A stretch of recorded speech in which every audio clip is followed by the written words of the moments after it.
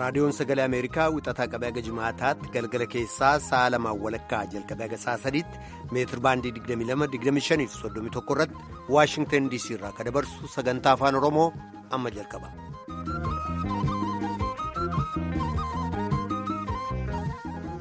fagoof dhiyoodhaa raadiyoo saatalaayitii naayilsaatii marsariitii fuula feesbuukii keenyaa irratti kanneen sagantaa keenya hordoftan dhaggeeffatoota keenya jaallatamoo akkam ooltan roobii guraandhala 26 bara 2000 dhiifama dhaggeeffatoota keenya kibxata guraandhala 26 bara 2019 akka lakkoobsa Itiyoophiyaatti immoo guraandhala 19 bara 2011 keessummeessaan keessan irraa ni namoo daandiiti. Mani marii Ameerikaa hajaji pirezidaantiin Ameerikaa baasirratti diduu farda marii taa'uu jira. Babarootooleen soraala keetti oduu har'aa santim. Walga'iin marsaa lammataa pirezidaantii Yuunaayitid Isteetsi Doonaald Tiraampiif hoogganaa Kooriyaa Kaabaa Kiim Joong-un gidduutti geggeessamu roobii boruu biyya Veetinaamitti jalqabama jedhamee jira.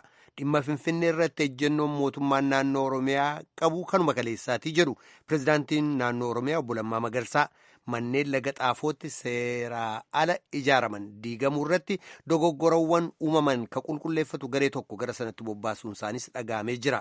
Balaa konkolaataa Wallagga Ba'aa aanaa Waayyuu Tuqaatti dhaqqabeen lubbuun namoota 14 dhabamuu dubbata poolisiin. Maraafuu haga xumura sagantaa keenyaatti nu waliin turaa jenna dhaggeeffattoota keenya amma oduuf gara soraatti deebina.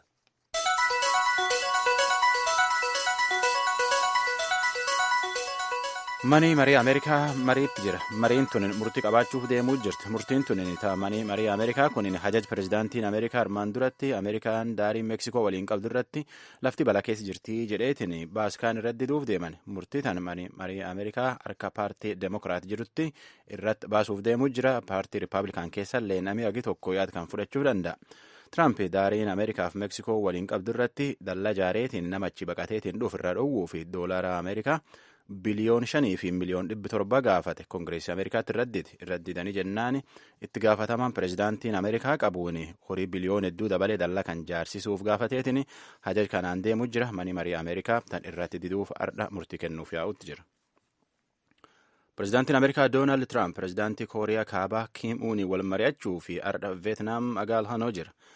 Jari kunin akka Kooriyaan Kaabaa nukleera waraana diqqeeffachuu dandeettuu fi Ameerikaa irra qarqaarsa argachuu dandeetti irratti mari'achuuf yaa'uu jira. Mariin tun lammeessoo.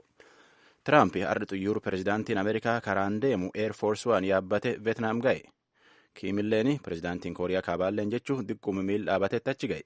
Marii bor hoteelii Meeliyaa keessatti ta'an tanaan bulchootitiin haga guddaan Kooriyaan Kaabaa nukleer waraanaa akka diqqeeffachuu dandeettu irratti wal mari'atan. Nukleeriin waraanaa mi waraanaa addunyaan biyyooti qabanii waliin balleessuuf marroo hedduu waliin doorsisan.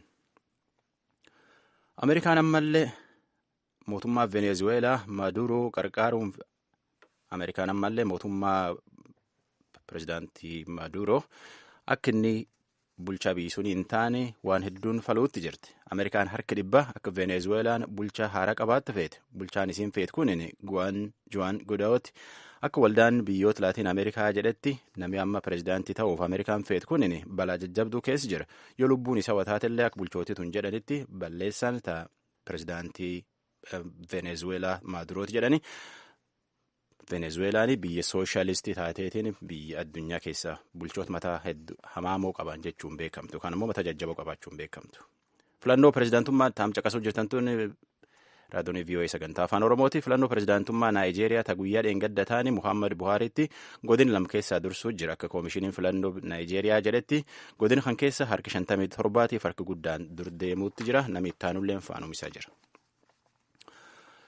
Aljeeriyaalleen ammaan tana ji'a lamaan duubatti nama isii bulchu filachuuf deemuu jirti. Nama ammaan tana pirezidaantii ta'uuf deemuu jiru kan ammoo dorgomuufa danda'u Abdullahi Buutaaflikaati ammallee dorgomuufa danda'a jedhaniitiin tan ofii diduuf ummati hiriir bahuu jira. Jaarsi hiriir itti ba'an kun namgan 83 sunuu dhukkubonnee qaba barcumaa miil qabuun oofaniif ammallee marroo shaneessuuf dorgomuufa danda'a jedhaniitiin hiriir itti bahuu jiranii Edwaard Iraaniyaatti Kaayiroo nu erge tujubennutti. Kanneen pirezidaanti Bouteflika morman guyyoota dhiyoos daandilee magaalaa galma mootummaa Aljeers akkasumas magaalaalee ijoo kan akka Aanbaaf Oraan irratti ba'anii mormii dhageessisaa jiran. Mormiin kun magaalaalee xixiqqoo kanneen biroo keessattis geggeeffamuun gabaasameera. Sabaa himaan Arabaa viidiyoo poolisiin gaazii mimmaansu Aljeers keessatti sanbata darbe darbachuun ennaa hiriirtota mormii bittinneessu mul'isee jira. Balaa hamaan dhaqqabe garuu gabaafamne. Gareen abukaatoolee mana murtii guddoo kan Aljeers kaleessa dhaadannoo kan innaa warraaqsa arabaa fakkaatu dhageessisuudhaan mootummaan akka fonqolchamu gaafatan. Muummichi ministeeraa Ahmad Ohiyaa haasaa paarlaamaaf wixata kaleessaa dhageessisaniin akka jedhanitti aangawoonni hiriira sana hanganni kan nagaa ta'etti mormanii jedhan. Ohiyaan akka jedhanitti heerri Aljeeriyaa lammiiwwan nagaa akka hiriiran eeyyama. Hiriirri mormii kunis hanga ammaatti nageenyaan geggeessamaa jira, garuu paartileen hin beekamneen hiriirri mormii waamamu gara hokkaraatti jijjiiramuu mala jechuun akeekkachiisan. Botiflikaan erga bara 1999 qabee pirezidantii yoo ta'an akka waajjirri isaanii beeksisetti dilbata galgala wal'aansa fayyaaf jecha gara Swiizerlaanditti imalaniiru. Hoogganaa duula filannoo Botiflikaa kan ta'an muummichi ministeeraa duraanii Abdelmaleek Al-Sallaal guyyoota hedduu dura haasaa televiziyoonaa irratti dhiyaachuun dhageessisaniin akka jedhanitti uummanni irra jireessi haalli biyyattii keessaa laaffataa ta'uu ni hubatu, garuu deeggarsi pirezidantichaaf jiru bara 2014 ennaa isaan pirezidantummaaf dorgoman caalaa amma cimaadha jedhan. Bara 2014 pirezidantummaa isaanii deeggaruudhaaf amma namoota hedduun mallatteessaniiru. Kun kan inni mul'isu sadarkaa biyyoolessaatti waajjira keessa akka turaniif deeggarsi guutuun jiraachuu isaati. Ayyalam oduu namaaf qabnu tattaanu.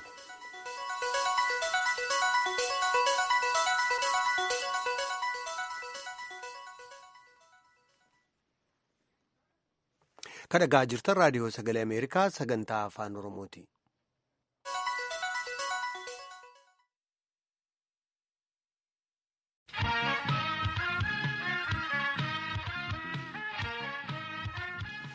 Caffeen Oromiyaa yaa'ii isaa arra taa'een gabaasaa walakkaa waggaa dhaggeeffatee dhimma yeroo irrattis mari'atee jira. Dhimma Finfinnee wal qabatee ejjennoon mootummaa naannoo Oromiyaa isuma kaleessaatii jedhan pirezidaantiin Oromiyaa obbo Lammaa Magarsaa. Muktaar Jamaaltuu Finfinneerraa gabaase. Walga'iin idileen saglaffaa waggaa afuraffaa bara hojii shanaffaa caffee Oromiyaa guyyaa har'aa kana Adaamaa galma caffeetitti yaa'ii taa'een gabaasa raawwii karoora hojii gurguddoo kan bara 2011 ji'a jahaa dhiyeesseetiin jira. Gabaasa kana kan dhiyeessan pirezidaantiin bulchiinsa mootummaa naannoo Oromiyaa obbo Lammaa Magarsaa ji'oottan jahan darban keessatti waldhabbii dhaabbilee siyaasaa waliin walitti bu'iinsa daangaa sabaaf sablammootaa akkasumatti immoo walitti bu'iinsa amantaa godinaalee garaagaraa keessattii fi saamicha lafaatii fi bosonaan wal qabatee rakkoolee gurguddoon naannoo Oromiyaa mudataatiin kan turan ta'uu dubbataniitiin jiru.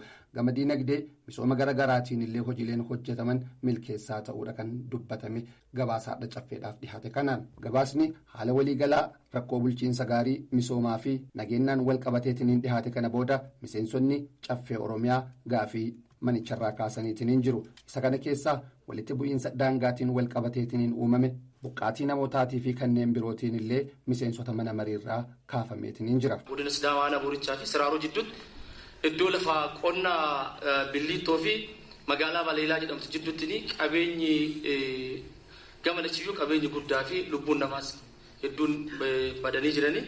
Kanaaf inni kunis osoo xiyyeeffannaan itti kennameetiin fallala tokkotti kennameetiin gaariidha akkuma naannoo biraatti hojjetameen. Dhimmi gama biraa saamicha lafaatii fi dhimma abbummaa magaalaa Finfinneetiin wal qabatee rakkoolee uumamaniin dhimmoota kaafamaniin wal qabatee bulchiinsi mootummaa naannoo Oromiyaa ejjennoo isaatii fi hojiileen hojjetamaatiin jiran gaafatamanii jiru. Dhimma magaalaa Finfinnee irratti lafeen dhiigni qeerroowwanii fi qarreewwanii akkasumas uummata Oromoo hedduun isaanii kan irratti dhangala'aa turee fi aarsaa kafalaa turan waan ta'eef dhimma kan akka laayyootti osoo laallamuu baatee fi dhimma amma naannoo Finfinnee irratti ajandaa guddaa ta'e uummatas burjaajessaa jiru kan irratti ejjennoon mootummaa naannoo keenya nutis akka miseensa caffeetti maal jechuu dandeenya maaltu wanti uummanni hubachuu qabu maal inni waan jedhu kana. Dhimma daangaatii fi buqqaatii lammiileetiin wal qabatee rakkooleen gurguddoon nu mudataniitiin jiran kan jedhan pirezidaantiin bulchiinsa mootummaa naannoo Oromiyaa obbo Lammaa Magarsaa buqqaatiidhaan wal qabatee rakkoo daangaa caala dhimma siyaasaatu irratti calaqqisaadhaan dubbatan. Buqqaatiilee Geediyoo fi Gujii gidduu akkasumatti ammoo naannoo Beenishaangul Gumuzii fi Wallaggatti uumameen isaan kanneen dabalatee kanneen birootiin mootummaan naannoo Oromiyaa bal'inaan irratti hojjetaatiin ture jedhan. Hanga ammaatti kanneen hin furamin daangaaleen gama biraallee jiraachuu isaanii kaasanii keessattiyyuu dhimmoota walitti bu'iinsaa araaraa fi mariidhaan furuudhaaf hojiilee bal'aatu hojjetamaatiin jira jedhan obbo Lammaa Magarsaa. Dhimma siyaasaas ta'ee hamma yoomiitti nu jeeqaa nu rakkisaa deemuun irra jiraata rakkoon kun isa laaluu qabna. Mootummaa naannoo Somaalee waliinis yoo ta'e marii bal'aa taasisne uummatas walitti fidnee walitti dhufee waliin mari'atee rakkoo isaa hiikuu jalqabee jira. Harargee irrattis Moyyaaleen itoo nafiin Booranaa fi Garrii walitti fiduudhaan. Dhimmi Finfinneetiin wal qabatee burjaajiin hojjetamaatiin jiru keessattuu naannawa Finfinneetiin saamicha lafaa irratti xiyyeeffatameetiin hojii siyaasaa guddaatu hojjetamaatiin jira jedhan. Keessaahuu rakkoo kanaan dura daangaa irratti uumamaatiin ture gama walakkaa biyyaatitti fiduudhaaf hojiin hojjetamaatiin jiru mallattoo Finfinnee fi naannawa Finfinnee irratti mul'ateedhaan dubbatan obbo Lammaa Magarsaa. Akka mootummaan naannoo Oromiyaa hojii misoomaatii fi nageenyaa irratti xiyyeeffateetiin hin hojjenne. Ajandaalee gama garaagaraa kennuu fi barbaadaniitiin hojiilee akka kanaa hojjetaatiin jiraachuu kan dubbatan pirezidaantiin bulchiinsa mootummaa naannoo Oromiyaa obbo Lammaa Magarsaa yoomillee taanaaniin ejjennoon mootummaa naannoo Oromiyaa dhimma Finfinnee irratti kama kaleessaati jedhan. Mootummaan naannoo Oromiyaa dhimma Finfinnee ilaalchisee waan barreen gaddaa jedhe baranas waan adda waan jedhu qabu.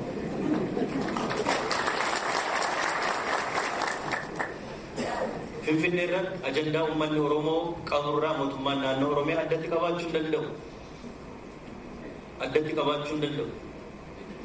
Mirgi uummanni Oromoo Finfinnee irratti qabu seeraan qabu eegamuufiin irra jiraata.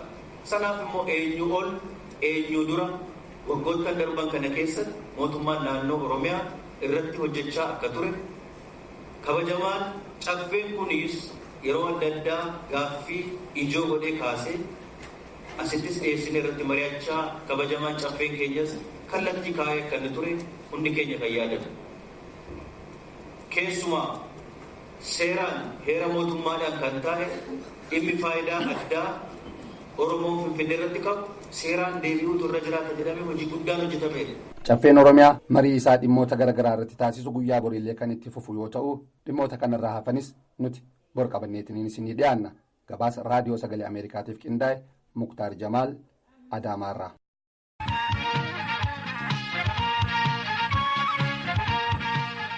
Dhaggeeffattoota keenyaa gara qophii keenyatti aanutti ceenaa balaa konkolaataa aanaa Waayyuu Tuqaatti mudateen lubbuun namoota 14 darbuusaa qajeelchi poolisii godinaa Wallagga Bahaa beeksisee jira. Konkolaataan ariitii garmaleetiin kaa'achuu isaarraa kan ka'e balaan kun uumamee jira poolisiin. Naakoor Malkaatu Amborraa gabaase. Balaa konkolaataa godina Wallaggaa Bahaa aanaa Waayyuu Tuqaatti mudateen lubbuun namoota 14 darbuu isaa qindeessaan koominikeeshinii qajeelcha poolisii godina Wallaggaa Bahaa Inispeektara olaanaa Ifaa Waraboo raadiyoo sagalee Ameerikaatti himanii jiru. Balichi kan mudate kaleessa tilmaamaan naannoo sa'aatii 11 walakkaatti konkolaataan deddeebisa uummataa xiqqaa nama 12 osoo qabachuu qabu namoota 22 fe'atee osoo magaalaa Naqamtee gara Siree adeemuuti kan jedhan Inispeektar Ifaan. Guyyaa kaleessaatti konkolaataa minibaasii lakkoofsa dabatee 42 magaalaa Naqamteerraa gara Sireetti namoota fe'eetu deemaa jiru. Godina Wallagga Bahaa aanaa Waayyuu Tuqaa naannoo gabaa jimaataa yookaan bakka addaa Raangadee Gullisoo jedhamutti galagaluudhaan namoonni 11 battalumaan yeroo du'an namoonni 3 immoo hospitaala Elektiraalaa Naqamtee galanii kan du'anidha. Konkolaataan kan yeroo malee imala eegale ta'urra darbee osoo buufata konkolaataa keessaa ba'uu qabu waraqaa ba'umsaa malee kan alatti nama fe'atee ba'edha jedhame. Sababa balaa ilaalchisees qindeessaan koominikeeshinii poolisii godinichaa akkas jedhanii jiru. Sababiin balaa kanaa hariitii humnaa olii oofuurraan kan ka'edha. Kanaaf hariitii humnaa oliitirraan kan ka'e utuu irraan gadee sana deemaa jiru gommaan fuulduraa irraa bahuudhaan makinaan kun akka galagalu ta'ee jira jechuudha. Konkolaachisaaf gargaaraa isaa dabalatee namootni 8 hospitaala ispeeshaalaayizidii Naqamteetti yaaliin godhamaafii jiraachuu Inispeektara olaanaa Ifaan dubbatanii jiru. Akka godinichaatti daandii Naqamtee hanga Baakkoo jirutti balaa yeroo dhiyoos waan dabalaa dhufeef waan hojjechuuf yaadan akkasitti dubbatanii jiru. Sababni balaa kanaa irra caalaa ariitii marraan kan ka'edha. Balaan kan qaqqabu namoonni baay'een ariitiidhaan utuu konkolaachisanii akkasumas boqonnaa malee konkolaachisu jechuudha. Halkan oofan kana isa kanarraan kan ka'e hirribi isaanitti dhufa. Isa kanarraan kan ka'e balaan mudachuu danda'a. Kanaaf isa kana waajjirri geejjibaa godina Wallagga Bahaa qajeelcha poolisii godinaa waliin ta'uudhaan dhimma kanarratti yeroo adda addaatti hubannoon kenna. Ammas gara fuulduraatti hubannoo kana kennuudhaaf saganteeffatee kan jirudha jechuudha. Asmaammaa Moosisaa obboleessi isaa Abbaba jedhamu namoota kaleessa balaan kun irra ga'e keessaa tokko ta'uu dubbachuun waan qara laphee isaarra balaan ga'eef hospitaala ispeeshaalaayizidii Naqamtee ciisee yaalamaa jiraachuu himee jira. Sababa dubbachuu hin dandeenye.